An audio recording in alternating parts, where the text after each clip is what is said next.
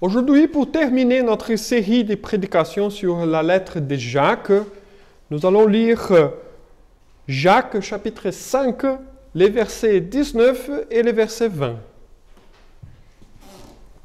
La parole de Dieu dit: « Mes frères, si quelqu'un parmi vous s'est égaré loin de la vérité, et quelqu'un autre l'y ramène, qu'il sache que c'est lui qui ramènera un pécheur de la voie où il s'était égaré, sauvera une âme de la mort et couvrira une multitude de péchés. » Je vous invite à la prière. Seigneur notre Dieu, notre Père, nous te rendons grâce, Seigneur. Merci, Seigneur, pour ta miséricorde, pour ton amour. Merci, Seigneur, car tu es fidèle et tu nous accordes jour après jour ton Saint-Esprit qui nous habite et qui nous donne la force pour poursuivre dans ton chemin. Seigneur, tu connais notre cœur, tu connais, Seigneur, notre vie, tu connais nos défis et nous te demandons, Seigneur, humblement, ta présence, ta grâce, car c'est là ce qu'il faut pour qu'on puisse, Seigneur, avoir une bonne relation avec toi. Aide-nous, Seigneur. Donne-nous ton Saint-Esprit afin de poursuivre jusqu'à la fin. C'est au nom de ton Fils bien-aimé Jésus-Christ que nous prions. Amen. Amen. C'est fatigant. Je suis fatigué. Ce sont des expressions que nous entendons très souvent dans notre vie quotidienne. Il y a trop de choses à faire aujourd'hui. La vie va plus vite et nous demande de plus en plus. Et lorsque nous terminons notre journée, notre tête tourne encore, car parfois, nous n'arrivons pas à tout finir. Il y a beaucoup d'exigences dans notre vie et nous n'avons plus de temps pour nous reposer. Mais il y a aussi la lassitude. On en a marre des choses, des personnes et des situations. Il ne s'agit pas d'un épuisement physique comme dans une simple fatigue, mais d'un état de découragement et accablement. Notre seule envie, c'est de s'enfuir ou de tout arrêter, car nous n'avons plus de force pour continuer. Il s'agit d'une fatigue existentielle qui s'empare de nous et qui puise toutes nos forces. On est tétanisé par la situation. On est submergé et on n'arrive plus à s'en sortir. Pourquoi parler sur ce sujet? Car parfois, mes frères et sœurs, nous sommes submergés par nos soucis, nos angoisses et nos préoccupations. Nous ne voyons pas le Seigneur agir dans notre vie et nous nous posons la question: à quoi bon servir Dieu? À quoi sert de croire en Dieu? Ou même, nous continuons à croire, mais on lâche prise. Nous n'avons plus d'envie de continuer et les autres soucis de notre vie s'emparent complètement de nous. Même si nous étions très engagés, lorsque nous perdons l'amour, rien ne fait plus de sens.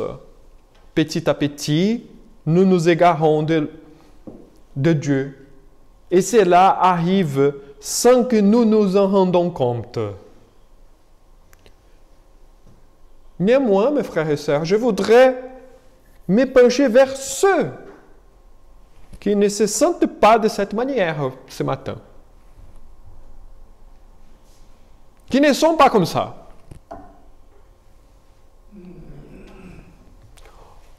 je me tourne vers ceux qui restent fidèles au Seigneur et qui forment son Église. Qui sont là dimanche après dimanche sans arrêt. Même s'ils ont des soucis. C'est à ces personnes ce matin que je me tourne dans cette prédication. Je voudrais vous donner quelques éléments pour que vous puissiez voir encore mieux la situation que je viens de décrire. Car vous savez déjà l'importance de persévérer, d'être là, de s'engager et de former l'Église. Le but est que nous soyons prêts à aider ceux qui s'égarent afin de les ramener à la communion. Car l'Église n'est pas simplement un groupe de personnes qui sont là le dimanche, mais c'est une communion fraternelle qui s'aide mutuellement. Il y a certains qui s'égarent, il y a certains qui sont fatigués, il y a certains qui commencent à perdre ses forces. Et c'est aux autres d'aider à ce moment-là. C'est comme ça que ça marche. Aujourd'hui, je suis là. Mais demain, moi, je peux m'égarer. Moi, je peux être fatigué, épuisé et en avoir marre de toute la situation. Aujourd'hui, c'est moi qui aide. Demain, peut-être, sera moi qui aura besoin d'être aidé. Et c'est comme ça la vie chrétienne et la vie de l'Église. Et c'est à ce sujet que Jacques, il termine sa lettre. Donc je voudrais vous inviter à méditer ce matin sur deux choses, deux points. Le premier d'abord, le problème de s'éloigner de Dieu. C'est le diagnostic de la situation. Et ensuite, vous donner l'importance de tous ces raisonnements selon Jacques. Alors, tout d'abord, le problème de s'éloigner de Dieu. Je ne sais pas si vous avez bien remarqué tout au long de cette série, nous avons vu que le pasteur Jacques a parlé de plusieurs sujets, comme l'orgueil, la langue trompeuse, la confession de foi légère, le manque de sagesse, la désobéissance, l'indifférence par rapport aux autres, la sécularisation, la tromperie, la prière, la guérison, la confession de péché, etc., etc., etc. Il s'agit d'une lettre qui nous offre un inventaire des sujets pertinents que nous retrouvons jusqu'aujourd'hui dans n'importe quelle église. N'importe quelle église souffre avec ces mêmes problèmes. Maintenant, en guise de conclusion, notre pasteur Jacques encourage ses frères et sœurs, et nous aujourd'hui, à un dernier sujet très compliqué. Il nous encourage, et là c'est compliqué, parce qu'il nous encourage à prendre l'initiative de, lorsque nous voyons un membre de l'Église s'égarer, d'aller vers lui et lui ramener à la communion avec Dieu. L'initiative d'aller, l'initiative de ne pas se borner à rester assis. Il ne s'agit pas de zone d'imposition, on va être clair. Ce n'est pas pour imposer aux gens à participer et à venir, mais d'une démonstration d'amour et de considération pour autrui.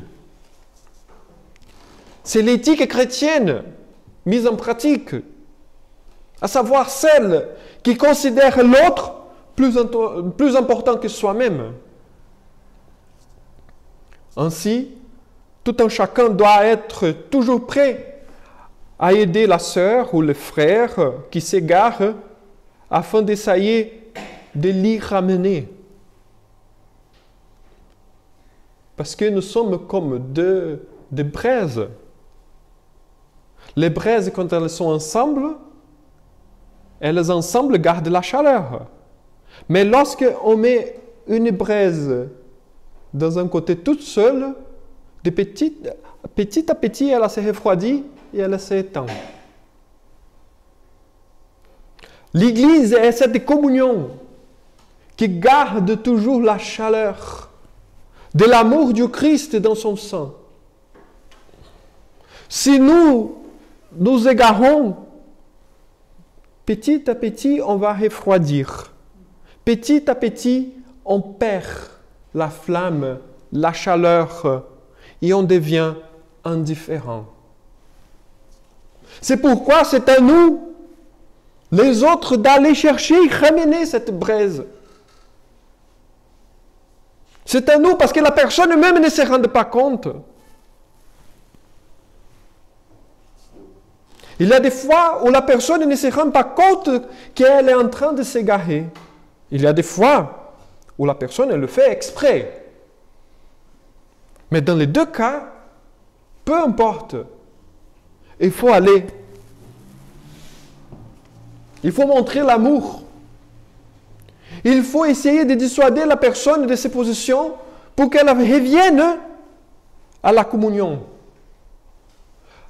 L'Église chrétienne, et je viens là-dessus une fois encore, l'Église chrétienne est communion. Cette communion, elle est marquée par l'amour. Les liens de la perfection, comme dit l'apôtre Jean.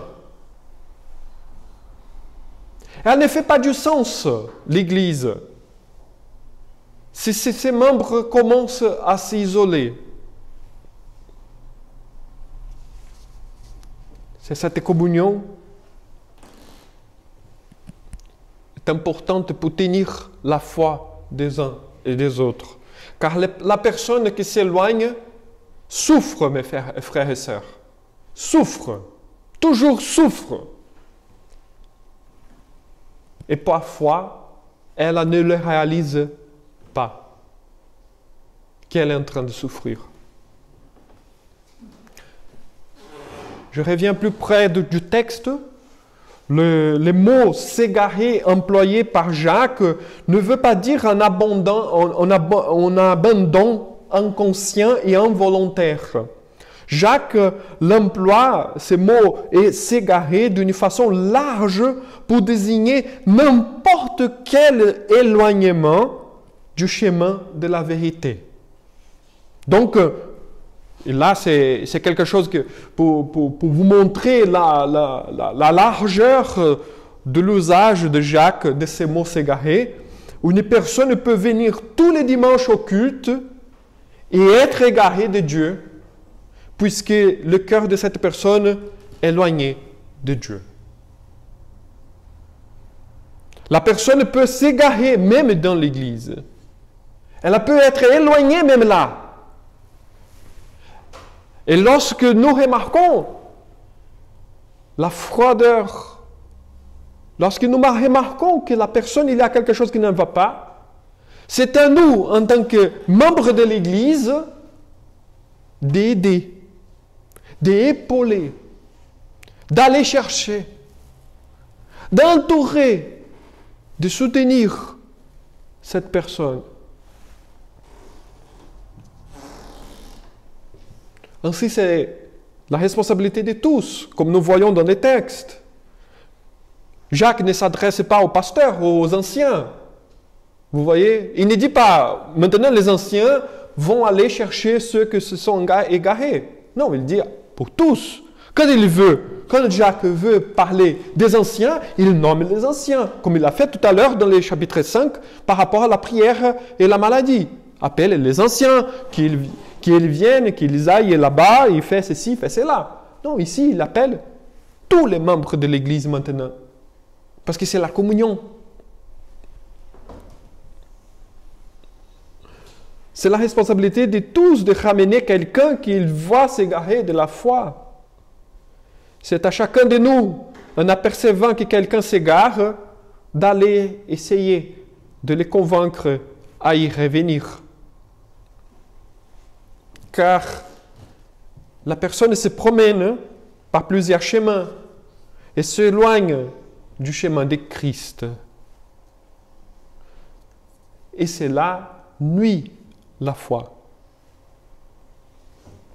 Cela nuit la foi, puis ce n'est pas au hasard si nous rencontrons beaucoup de personnes qui ont vécu des années dans les églises, mais qui sont encore des bébés dans la foi, car ils n'ont pas eu une croissance naturelle.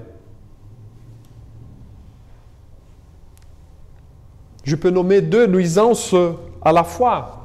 D'abord, s'égarer, mes frères et sœurs, est toujours rater le but selon lequel on était créé, à savoir rendre gloire à Dieu. Si nous nous égarons, nous ratons le but de notre existence. La vie n'a pas de sens lorsque nous ne rendons pas gloire à Dieu. Ensuite, deuxièmement, c'est perdre du temps. S'égarer est toujours perdre du temps. Car au lieu d'avancer dans notre relation avec Dieu et son Église, nous sommes paralysés. Nous arrêtons notre vie avec Dieu.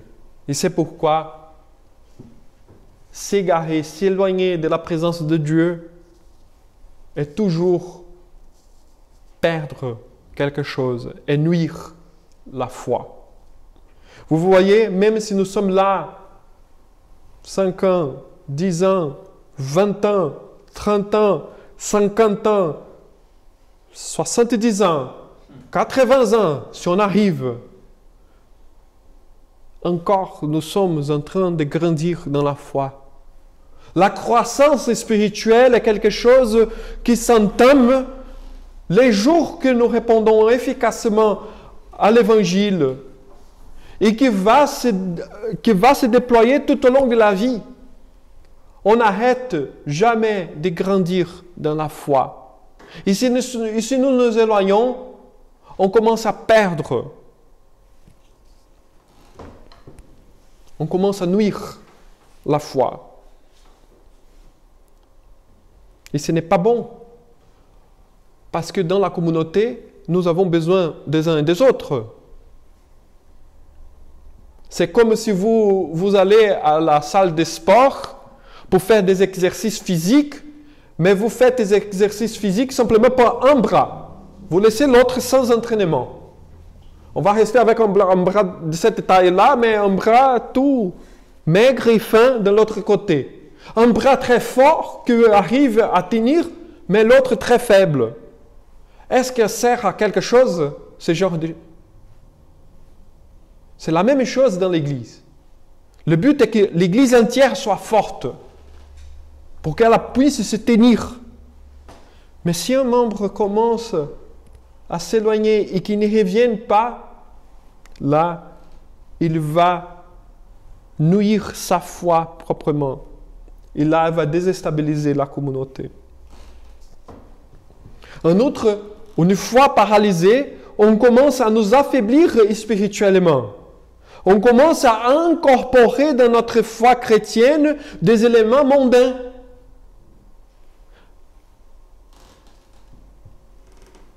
Ainsi, on laisse la prière, la lecture de la parole à côté. Peut-être que l'on prie et que l'on lit encore la Bible, mais non comme autrefois, car la flamme est presque atteinte. C'est pourquoi la communauté doit être prête à aider mes frères et sœurs, à aider ces personnes et à les recevoir encore une fois. C'est pourquoi je vous invite à être toujours quelqu'un à l'aide. Quelqu'un qui aide amener l'autre à voir clairement la vérité. À savoir quelle est cette vérité, que c'est impossible de vivre sans Dieu. Est impossible de vivre sans l'Église. Est impossible de glorifier Dieu, de croire en Dieu sans la communion fraternelle.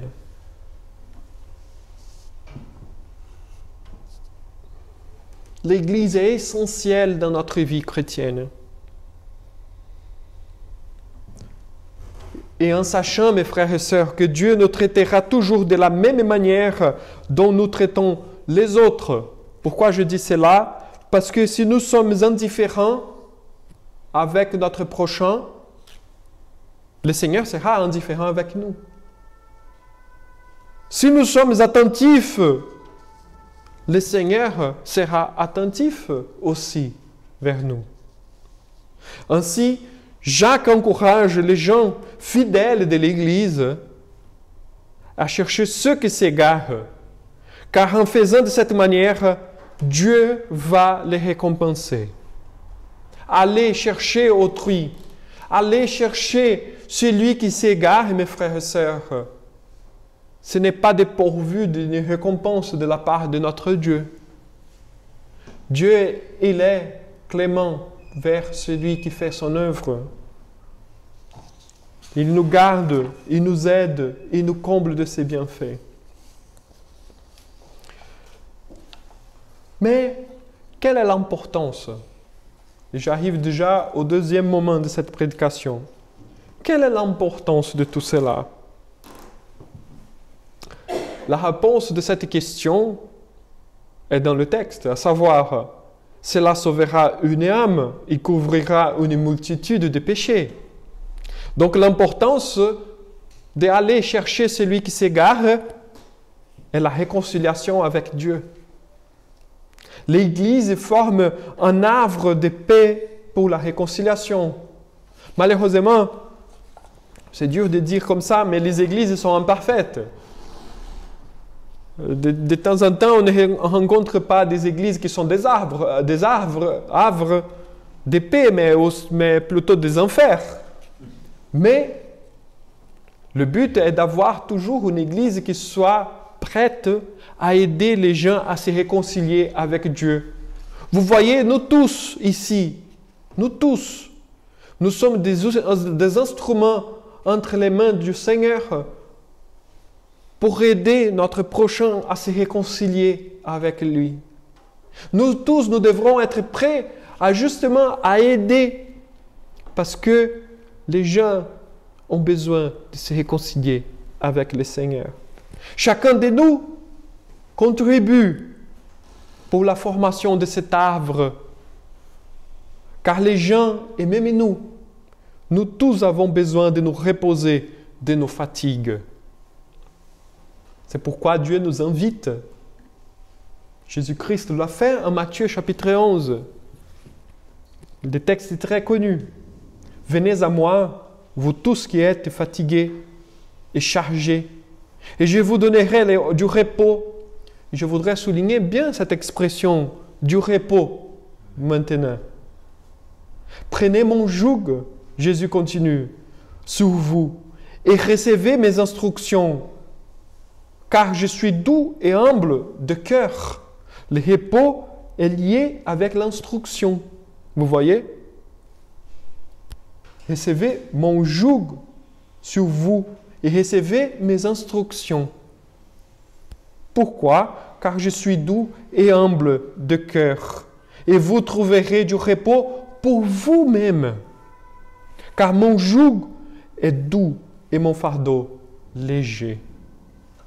Au lieu de continuer à penser de votre manière, Jésus est en train de dire, débarrassez-vous de cette manière centrée sur vous-même.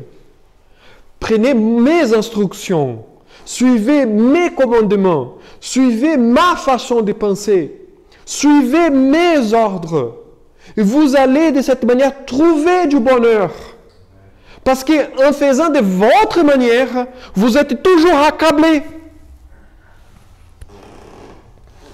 Les problèmes ne sont pas les situations. Les problèmes de base sont vous-même. C'est pourquoi je vous propose un autre chemin. Le chemin de l'Évangile. Le psalmiste, il dit, espère en l'Éternel, fortifie-toi et que ton cœur s'affermisse, espère en l'Éternel. Psaume 27, verset 14.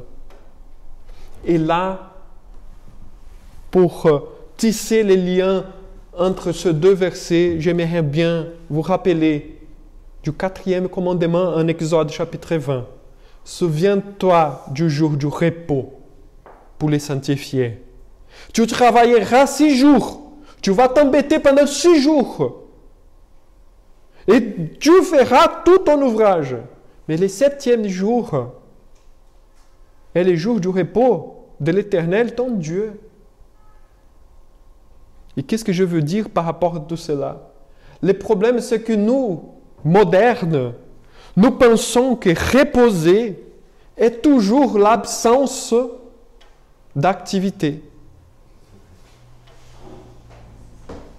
Par contre, la parole de Dieu, les jours de Jésus, l'instruction de Jésus, nous montre que le repos n'est pas l'absence d'activité, mais le culte. C'est le culte. C'est pourquoi le culte fut conçu pour être en repos. C'est ici, à ces moments, que nous retrouvons la joie et le repos de notre fatigue.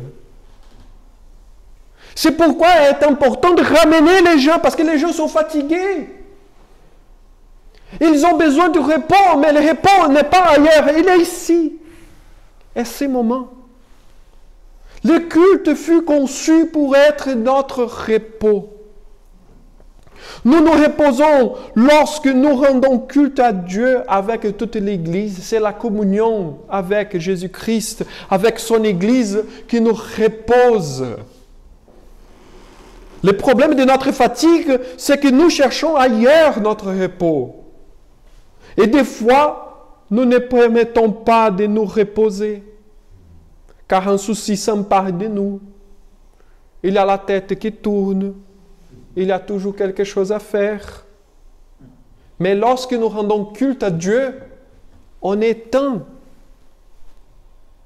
C'est pourquoi je vous dis, dimanche après dimanche, avant de commencer notre culte, laissez vos pensées à l'extérieur.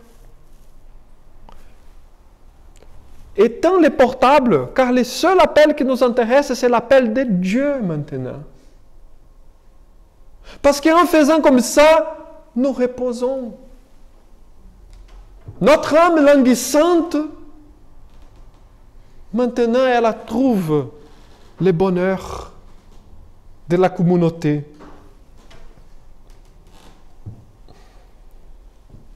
Ce n'est pas au hasard, mes frères et sœurs, si nous sommes toujours fatigués, y compris fatigués même de servir Jésus-Christ.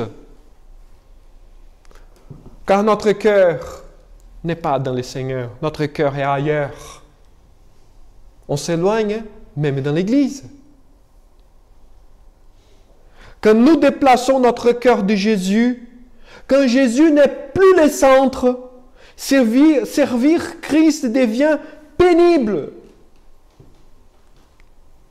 Ensuite, nous déplaçons notre confiance à d'autres choses.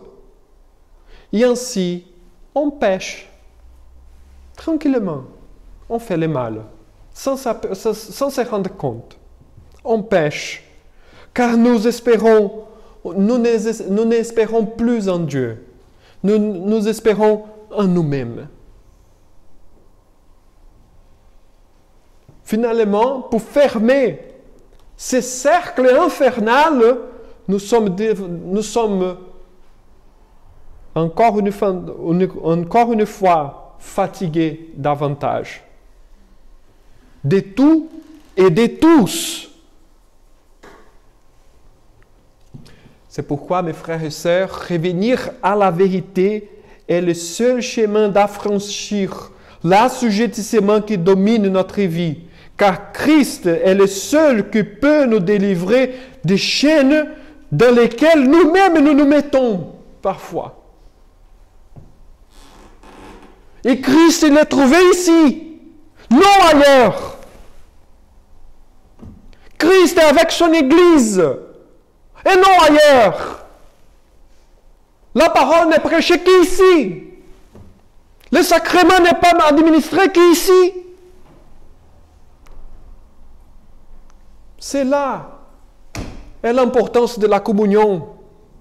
C'est là est l'importance de revenir. Même si on s'égare, qu'on revienne. Parce qu'il est plus important qu'on soit là. Qu'on repose de nos fatigues.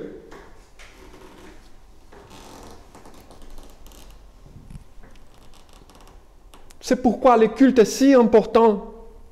Vous avez du problème? Culte, mes frères et sœurs. Vous êtes fatigués? Culte! Il y a des soucis dans la vie?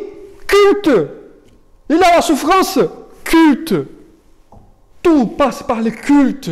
Parce qu'on a été créés, c'est le but de notre existence. On n'existe pas pour gagner de l'argent et pour vivre, pour voyager, pour déplacer, pour se balader, pour faire ceci, pour faire cela. On est créé pour rendre gloire à Dieu. Si on rate cela, tout le reste va rater.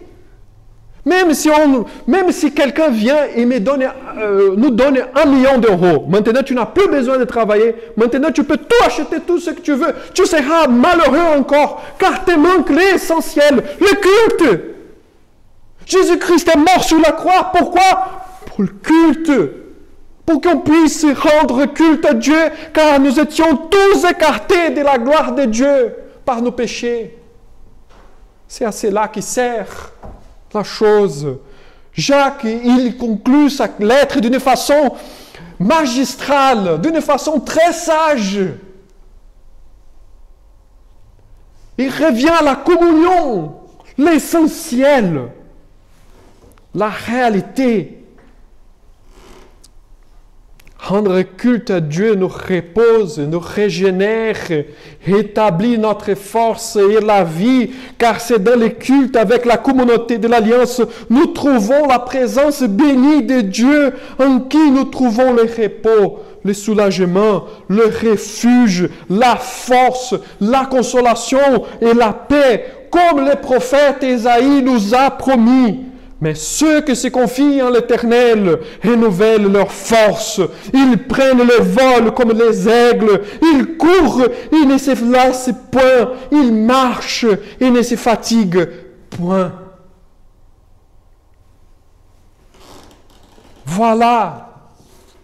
Le problème, c'est que nous voulons faire à notre manière et non selon la parole.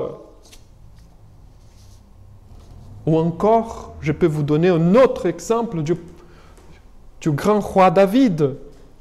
Lorsqu'il a chanté dans le psaume 23, « L'Éternel est mon berger, je ne manquerai de rien. Il me fait reposer dans des verts pâturages. Il me dirige près des eaux paisibles. Il restaure mon âme. Il me conduit dans les sentiers de la justice à cause de son nom. » Psaume 23. Il n'y a pas de magie. Il n'y a pas de mystère. Dieu nous a créés pour lui et notre cœur ne repose qu'en lui, comme disait Saint Augustin, depuis le IVe siècle. C'est pourquoi revenir à la communion, être ensemble, vivre en communauté, partager la vie les uns avec les autres est essentiel. Sinon, il y aura toujours quelque chose qui manque dans notre vie. C'est comme essayer de faire un long voyage, mes frères et sœurs, avec une voiture sans carburant. C'est la même chose. Afin de conclure cette prédication et cette série, qu'est-ce que notre vie? C'était la question que Jacques posait dans le chapitre 4, verset 14, qui donne le thème de cette série de prédications. Qu'est-ce que c'est notre vie? Une vie de culte, de gloire à Dieu, de communion fraternelle, au sein de son Église, au sein de son peuple.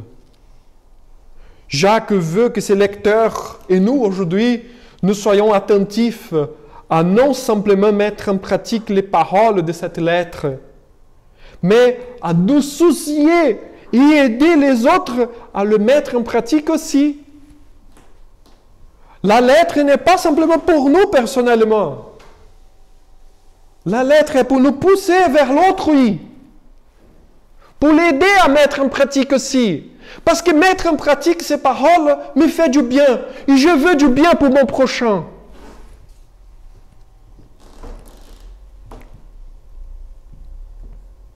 En plus, il y a une condamnation éternelle.